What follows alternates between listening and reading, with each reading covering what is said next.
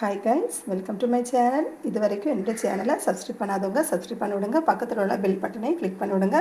அப்போ தாங்க நான் போடுற ஷார்ட் வீடியோஸ் எல்லாம் நீங்கள் ஃபாலோ பண்ணி பார்க்க முடியுங்க. இன்றைக்கி நாம் வாய்க்கு ருசியாக ரொம்ப நல்ல டேஸ்ட்டாக இருக்க போகிற பால் கொழுக்கட்டை செய்வது எப்படின்னு காமிச்சு தர போகிறேங்க. பிகினர்ஸ் கூட ஈஸியாக பால் கொழுக்கட்டை வீட்டில் செஞ்சு அசத்தலாங்க. நான் சொல்லுத முறையை அப்படியே ஃபாலோ பண்ணிவிடுங்க. உங்களுக்கு சூப்பராக இந்த பால் கொழுக்கட்டை செஞ்சு குழந்தைங்களுக்கும் சரி பெரியவங்களுக்கும் சரி நீங்கள் ருசியாக கொடுக்கலாங்க. அரை முறை தேங்காய் நான் எடுத்துருக்கேங்க. உங்களுக்கு வீட்டில் எத்தனை பேர் இருக்கீங்களோ அதுக்கேற்றவாறு நீங்கள் தேங்காய் சேர்த்துக்கோங்க.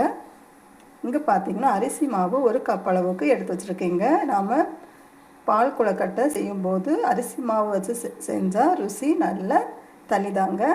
ஸோ அரிசி மாவு தான் நான் பயன்படுத்திருக்கேங்க. உங்கள்கிட்ட அரிசி மாவு இல்லைன்னா நீங்கள் கோதுமை மாவு எடுத்து பயன்படுத்தலாங்க. கோதுமை மாவு கூட ரொம்ப நல்லா இருக்கும். இப்போ நாம் ஒரு மிக்ஸி ஜார் எடுக்கலாங்க. அந்த மிக்ஸி ஜாரில் நாம் தேங்காவை போட்டு தண்ணி தேவையான அளவு விற்றுட்டு நாம் நல்லா ஆட்டி கொண்டு வரலாங்க. அதை நாம் வடிகட்டி எடுக்கலாம். ஃபஸ்ட்டு தேங்காய் பால் நாம் வடிகட்டி எடுக்கணுங்க. அது நல்ல திக்னஸாக வரும். ஃபஸ்ட்டு நமக்கு தேங்காய் பால் வடிகட்டும் போது நல்ல திக்னஸாக இருக்கும். அதை நாம் தனியாக எடுத்து ஒரு பக்கம் ஒதுக்கி வைக்கலாங்க. ஃபஸ்ட்டு தேங்காய் பால் நாம் வடிகட்டி எடுத்துட்டோங்க. எவ்வளோ திக்காக இருக்குது பார்த்தீங்களா? அவ்வளவு திக்காக இருக்குங்க. ஃபஸ்ட்டு நாம் பால் வடிகட்டி எடுக்கும்போது பிறகு அந்த தேங்காவை நாம் இந்த சக்கையை இன்னும் திரும்பவும் அந்த மிக்ஸி ஜாரில் போட்டு தண்ணி வீத்து இன்னும் நாம் வடிகட்டி எடுக்க போகிறோங்க. இப்படி 2-3 டைம்ஸ் நாம் பண்ணால் போதுங்க. ஒரு அடிக்கனமான பாத்திரத்தில் நாம் தேங்காய் பாலை அடுப்பில் வச்சுருக்கோங்க. இது செகண்ட் டைம் தேர்ட் டைம் எடுத்தோம் இல்லை, அந்த தேங்காய் பால் தான். கொஞ்சம் சூடாகட்டும்.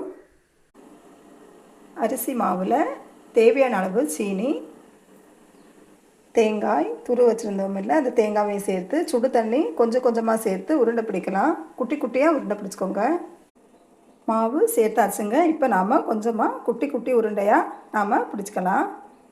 சின்ன குட்டி உருண்டையாக பிடிச்சிக்கோங்க. பால் கொழுக்கட்டைக்கு ரொம்ப நல்லா இருக்குங்க. குழந்தைங்களும் ரொம்ப விரும்பி சாப்பிடுவாங்க. அரிசி மாவில் கொஞ்சமாக தண்ணி சேர்த்து இப்படி நல்லா பால் மாதிரி நல்லா கரைச்சி வச்சுக்கோங்க. மாவை இப்படி நல்லா கரைச்சி வச்சுட்டு நாம் ஏற்கனவே இங்கே சூடாக இதில் சேர்க்கலாம். கரண்டி வச்சு கலந்து விட்டுக்கிட்டே இருங்க. அடியில் பிடிக்கக்கூடாது. திக்னஸ் ஆயாச்சு. நீங்கள் இதே மாதிரி ட்ரை பண்ணுங்கள். வச்சுருக்க உருண்டையை சேர்க்கலாம். ஒத்தையாக போட்டுக்கோங்க. ஒன்றோடு ஒன்று ஒட்டக்கூடாது. சர்க்கரை சேர்க்கலாங்க. தேவையான அளவுக்கு பார்த்து சர்க்கரை சேர்த்துக்கோங்க. கட்டியான சேர்க்கலாம். கொழுக்கட்டை ரெடி.